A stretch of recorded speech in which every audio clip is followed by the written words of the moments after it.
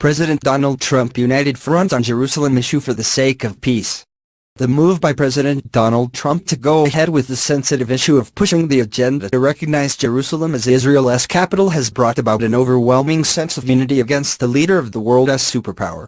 Trump, by championing a move of the U.S. Embassy from Tel Aviv to Jerusalem in the future, has senselessly provoked the Muslim world and sparked vehement protest from non-Muslim countries and communities who have joined the fray in opposing only because they want to see peace in the Middle East. In a single stroke, his statement last week on the matter has united the Muslim world against him, including his closest allies in the Middle East such as Saudi Arabia. It looks like there are only two countries who are in favor of Jerusalem being recognized as a capital city: the U.S. and Israel itself. The single most important determinant to stand against the United States in this matter is not for religious purposes or to take sides in the long-standing conflict in the Middle East between Israel and the rest of the Arab world. It is to contribute to a peace process in the Middle East and elsewhere in the world such as Southeast Asia. It is to avert another potential humanitarian crisis should the Jerusalem issue escalate into a full-scale conflict. Already the world is witnessing senseless acts of terrorism in the name of religion. We don't need fresh issues to aggravate matters. Critics argue that fears of the Jerusalem issue sparking another wave of terrorism is overblown. They claim that the threats from Al-Qaeda and the Islamic State group have been prevalent even without the issue of Jerusalem's recognition being brought to the fore. The argument is that both these terror groups would continue to exist with or without the Jerusalem issue. It is too simplistic a view. One must understand that terrorism is driven by emotions and beliefs. For instance, most individuals are driven to commit acts of terrorism due to their beliefs. It is not for the greed of money. In this respect, the fewer reasons given for the rise of terror, the better it is.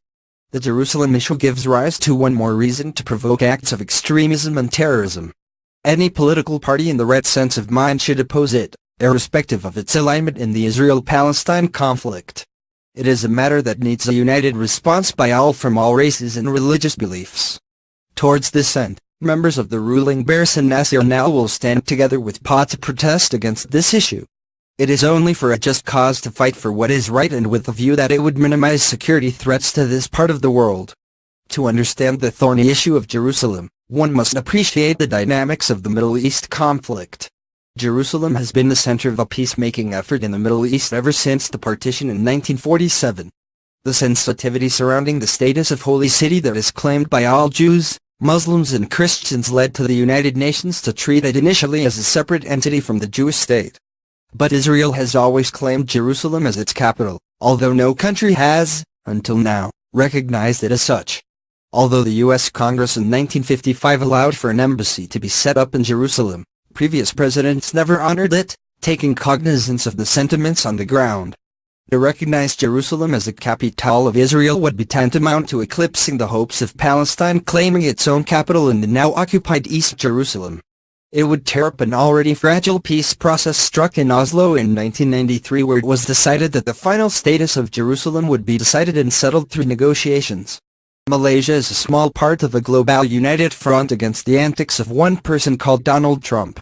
However, a voice in unison would register its protest that the country as a whole stands for matters that are fair and right, irrespective of religious beliefs.